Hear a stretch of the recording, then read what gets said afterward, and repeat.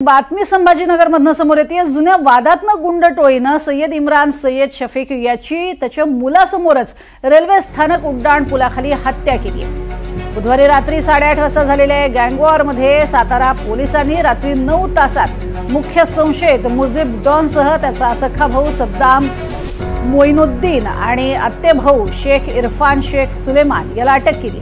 इम्राननं शस्त्र पकडण्याचा प्रयत्न केला असता हल्लेखोरानं त्याची बोटं कापून उजव्या हाताचं मुंडगट छाटलं आणि त्यानंतर शस्त्रानं डोक्यावर मानेवर वार केले आणि हत्या केली।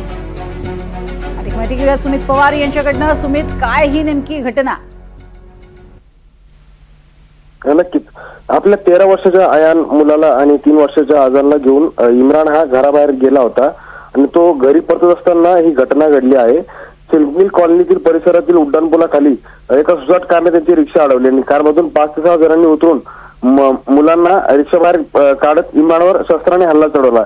इम्रानने शस्त्र पकडण्याचा प्रयत्न केला असता हल्लेखोरांनी त्याची बोटे कापून उजव्या हाताच्या मनगटावर वार केला आणि त्यानंतर ते शस्त्र थेट त्याला जीवे मारले आहे।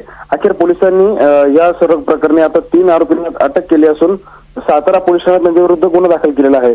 सद्दाम हुसेन आणि मोइनुद्दीन असे या आरोपींचे नावे असून त्यांना झाटा फाल्टा परिसरातून या आरोपींना पोलिसांनी अटक केली आहे आणि दरम्यान पुढील तपास आता पोलीस करीत आहेत। नक्कीच, आणि जो जुना वाद होता त्या जुन्या वादातनं ही हत्या झाल्याचं समजतंय। तुर्तास धन्यवाद या संपूर्ण माहितीसाठी।